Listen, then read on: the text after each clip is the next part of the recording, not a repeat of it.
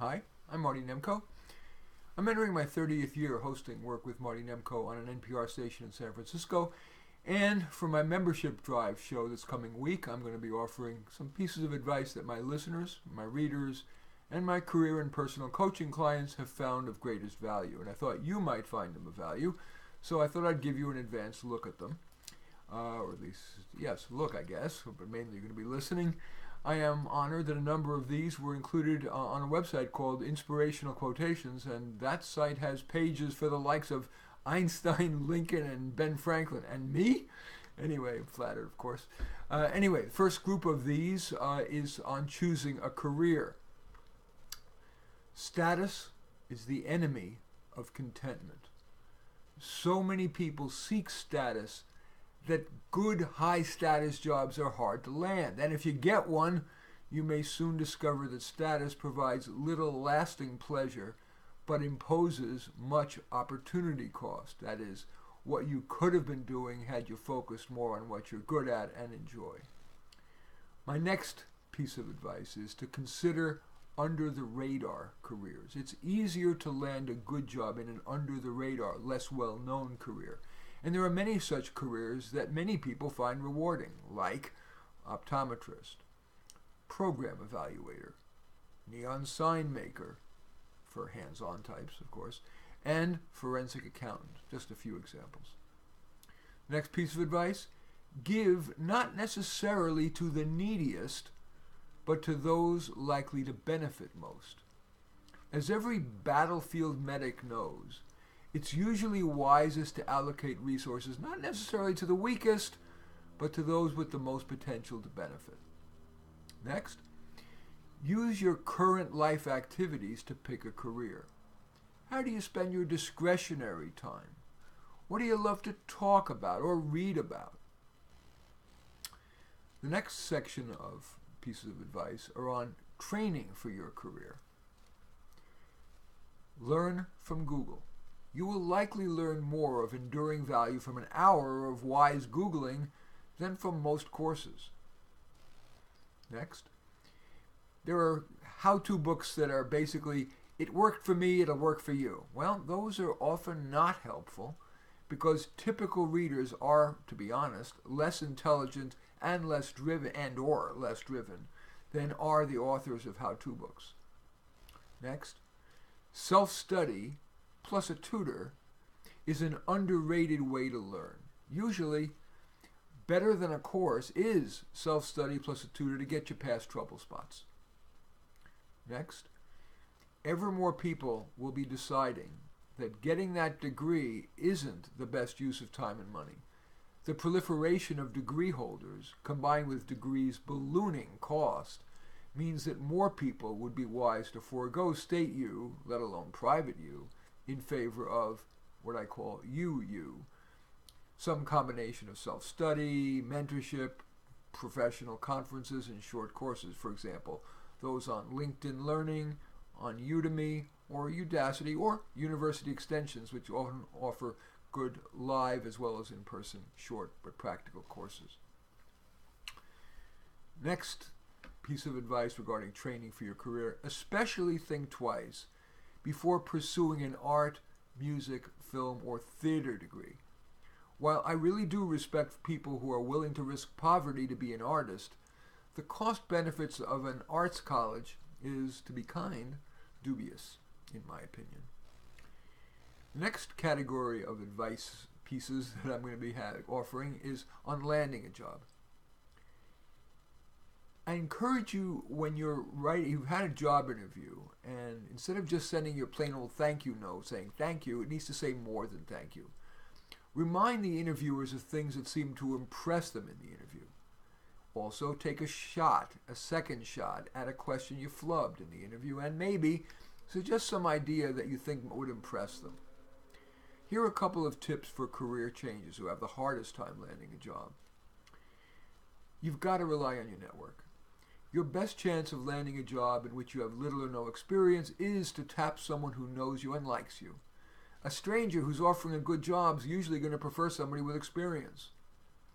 And something else to abet the career change's chances, write a white paper. You boost your chances of landing a job for which you have no experience by writing what I call a white paper that demonstrates your current knowledge in the field that is, the field to which you aspire, and append that to your job applications. The next category of advice I'd like to give is about accomplishing things, becoming accomplished. And I define that broadly. Talking too much is a career killer. Keep all your utterances to less than 45 seconds, and when you're in dialogue, speak 30 to 50% of the time. Next, keep a memo pad with you, or, take notes or make voice memos on your phone. Keep thinking of ideas when you've got that bits of spare time, so you could sponge up some of that wasted time that maybe you're waiting in line or in gridlock. Think of ideas, write them down, and of course then implement. Next piece of advice, school success inadequately predicts life success. School, that is, it could be school, college, graduate school, can give a false sense of confidence or of loserhood. Next, baby steps.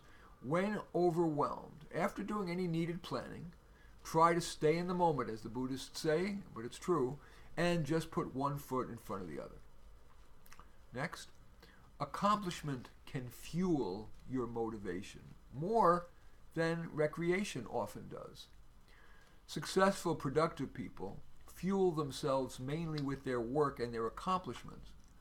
Less successful people try, often successfully, to recharge themselves with recreation. Next, when facing a dreaded task, ask yourself, what's my next 1 second task? That feels good to get even a tiny task done and make progress, and maybe you'll even learn something in the process that can help inform your next few second tasks.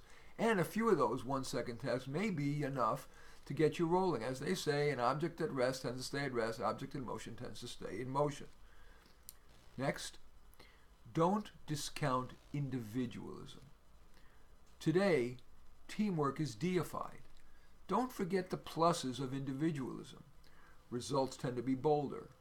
They're not subject to groups' tendency to agree only to lowest common denominator ideas. A person who's in charge of that activity or that project is more motivated, knowing it's all on him or her. There are fewer communication problems because it is one person taking charge of progress. And of course, you're saving a lot of time and human beings' resources that could otherwise be spent. And the final tip about accomplishment is that person a workaholic or heroic? It's often inaccurate, not to mention rude, to pathologize hard workers as workaholics. Heroic is more often accurate. The next group of pieces of advice, of tips, is about dealing with people. Value honesty over flattery. How feeble are we that we may be swayed more by dubious flattery than by valid suggestions? Next, don't practice one-size-fits-all management. Just as different plants need different watering and sunlight, so do people. For example, some need more supervision, other people need less. Don't overvalue physical appearance. Why do so many people prefer a silly, manipulative, games-playing, selfish hottie over an ugly, intense, honest, kind person?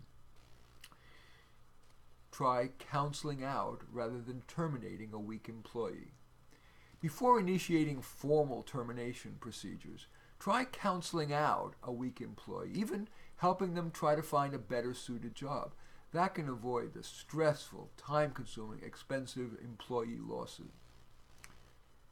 Find hope. Where ethically possible, give others hope. Without that, a person suffers unnecessarily, may give up, whether it be in the workplace or in life. Beware the forced smile.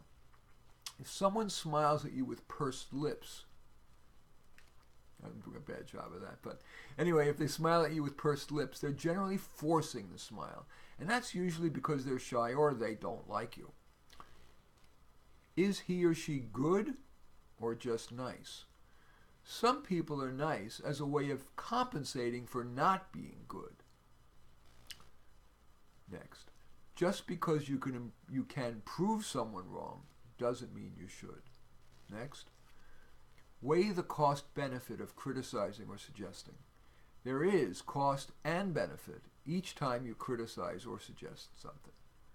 Only sometimes is that worth the price. Make the choice consciously. And the final section of tips is on the life well led. As I implied or said earlier, be in the moment. Far more of life's pleasures are in the process than in the outcome. So be in the moment. Next, make the opposing argument. This is particularly important in these polarized times. Make the best case you can for a position that you disagree with. That will make you a wiser, more nuanced person and perhaps more open-minded. Next, the desire to be right usually trumps the desire for truth, alas. Focus more on contribution than on happiness. Key to a well-led life is maximizing your contribution. Happiness, which is less central, is more likely to be found in simple pleasures, not excess materialism. And finally, in aging, try to balance grace with striving. Senescence is inevitable. The best we can do is to balance gracious acceptance of that with, as Dylan Thomas famously wrote, raging against the dying light. Thank you very much for watching. I'm Marty Nemko.